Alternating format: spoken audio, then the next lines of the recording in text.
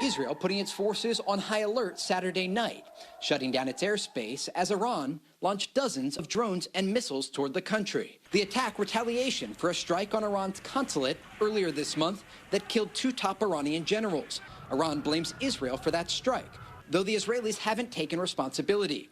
Rumors of war have been swirling in the intelligence community ever since. Israel readying its defenses in response, trying to shoot down the drones before they reach Israeli airspace. Israel also directing residents in several areas to stay near bomb shelters. This is a severe and dangerous escalation.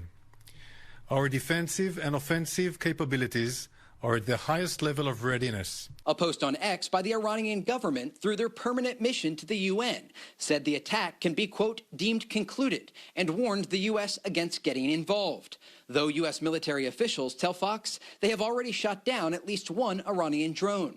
President Biden returning to Washington Saturday night, convening a meeting of the National Security Council. The White House maintaining its commitment to Israel is ironclad, saying in a statement, the United States will stand with the people of Israel and support their defense against these threats from Iran. Before this, Iran had only targeted Israel through proxy forces and avoided direct attacks. Tonight's event fueling fears about the possibility of a broader regional war. In Tel Aviv, Trey Yingst, Fox News. Let's get some perspective now on this volatile new chapter in the long-running dispute between Israel and Iran and what it means for the United States. And for that, we're joined by Stephen Caliendo, a political scientist at North Central College. Stephen, thanks for joining us tonight. Thanks, Dane. So what is the danger or what are the potential ramifications of Iran's attack earlier tonight? We're in new territory. There's no question about it. The Israelis have become accustomed. Again, not they're complacent about it. They've become accustomed to proxy attacks from Hezbollah, certainly from Hamas, even from the Houthis in Yemen. But this direct attack from Iranian soil is a new chapter. And it is certainly in a larger context of a decades-long conflict. But we're in new territory for sure tonight. Just how volatile is this? It's tremendously volatile. The scope of the attack, the types of weapons that were employed, and then, of course, it was preceded by Israel mentioning earlier in the week that if there were to be an attack from Iran, that Israel would respond in kind. And so now they've got to either follow through on that or have some good reason not to, and that, of course, is worrisome. Speaking of weapons, there are reports of Iran firing both slow-moving drones and fast-moving missiles. How does that complicate the efforts to shoot them down before they reach Israel? Yeah, very much so, Dane. I think folks are familiar with the Iron Dome. Certainly after October 7th, we heard a lot more about that anti-weapon system. But there are others as well that are better suited for different types of weaponry.